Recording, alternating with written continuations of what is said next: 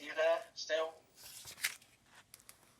Yeah, I'm surprised the amount of trees that have gone up there, to be honest, but I'm not sure how many would actually survive the winds from the sea anyway, and I would have actually preferred them to be in that field across the road from Battery Point, but that's all I can say, really.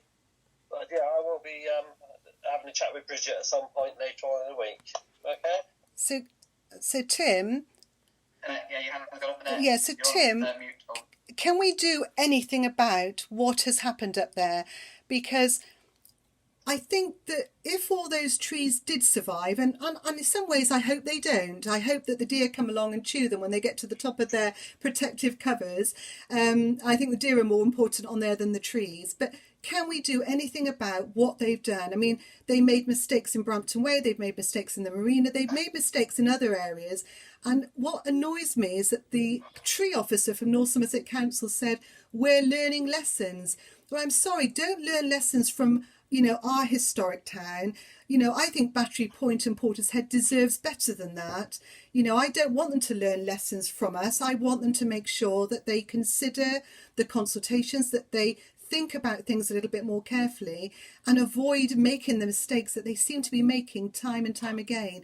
So would you be able to contact Bridget Petrie does seem incapable of answering questions, but I would like you to make contact with whoever it is that's responsible for approving that decision, and with a view to perhaps removing some of those trees, because they've also put them between the path and the left-hand side of the Battery Point, which is adjacent to the road.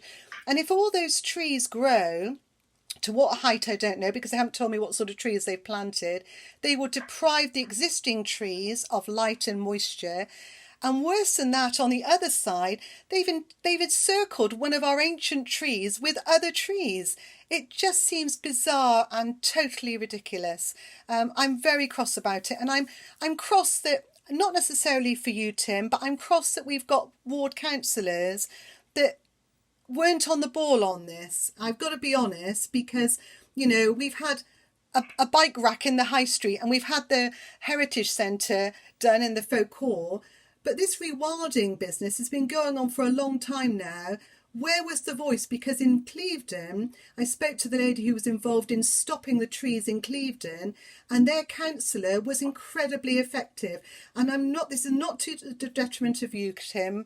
I'm not making any sort of comment against you, but I just feel that other towns have had councillors who have supported them in actually making sure that their land wasn't decimated with trees which were inappropriate for the place that they were put.